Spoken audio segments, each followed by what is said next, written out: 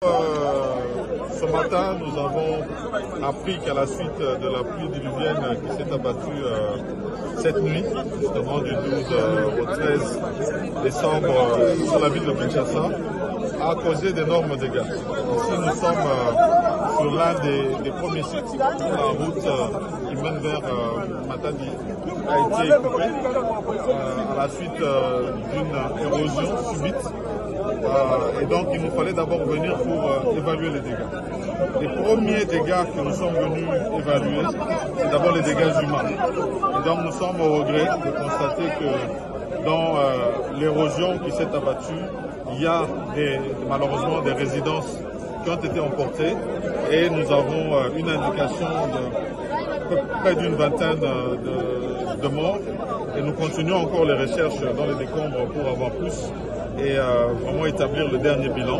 Donc c'est le premier bilan que nous sommes venus faire, c'est d'abord le bilan humain et apporter avec tous les secteurs avec lesquels nous nous sommes déplacés, notamment le ministère des Affaires sociales, de la santé, du genre des familles et voir comment est-ce que nous pouvons apporter en tout cas notre confort à ces familles qui ont été malheureusement fauchées et touchées. C'est le premier bilan.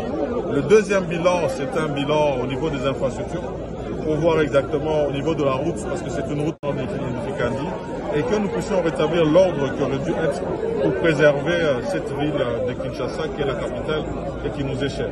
Et donc, c'est ce message que nous sommes venus apporter. Nous avons d'autres sites, malheureusement, nous avons d'autres des victimes humaines que nous allons visiter avant de pouvoir faire un bilan général non seulement au niveau des infrastructures, mais aussi au niveau de la desserte en électricité, parce que sur l'un des sites, notamment celui du site de Funa, où nous avons une sous-station, nous avons effectivement ces indications en termes de dégâts sur les infrastructures de l'électricité. Donc nous allons faire cet effort de sorte que nous puissions avoir des solutions très rapidement. Et donc un bilan en fin de journée sera donné tant sur le niveau de ce que nous avons comme pertes humaines, des infrastructures et des actions urgentes qui vont être menées. Voilà. Merci.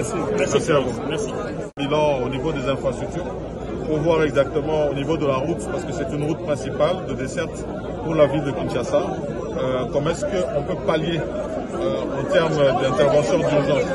Je crois qu'à mon arrivée ici, vous avez pu déjà voir que des travaux de remblaiement ont déjà démarré, de manière à ce que très vite nous puissions avoir un retour de la route avec, pour commencer, les petits véhicules, les petits charrois.